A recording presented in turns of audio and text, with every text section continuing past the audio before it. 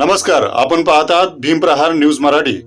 श्रीरामपूर शहरातील अहमदनगर अर्थात अहिल्यानगर जिल्हा मध्यवर्ती सहकारी बँकेच्या शाखेतून काही कंत्राटी कर्मचाऱ्यांना अचानक सेवेतून कमी करण्यात आल्याचा प्रकार समोर आला असून या घटनेमुळे शहरात चर्चेला उधाण आले आहे। मिळालेल्या माहितीनुसार श्रीरामपूर नगर परिषद निवडणुका पार पडल्यानंतर बँकेतील काही कंत्राटी कर्मचारी आणि सुरक्षा रक्षक यांची कोणतीही पूर्वसूचना न देता सेवा समाप्त करण्यात आली। या कर्मचाऱ्यांनी आपण कोणतीही चूक केलेली नसल्याचा दावा केला असून या कारवाईमुळे त्यांच्या उपजीविकेचा प्रश्न निर्माण झाला आहे।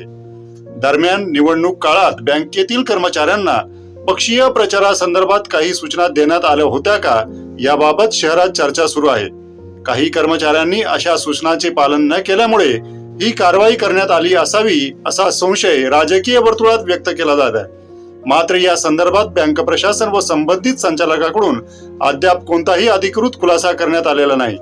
या संपूर्ण प्रकरणाची निष्पक्ष चौकशी करून वस्तुस्थिती समोर आणावी, तसेच कंत्राटी कर्मचाऱ्यांना न्याय मिळावा अशी मागणी नागरिक आणि कामगार संघटनांकडून करण्यात येत आहे।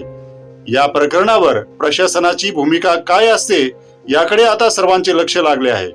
मी संदीप जगताप, भीमप्रहार न्यूज मराठी, श्रीरामपूर।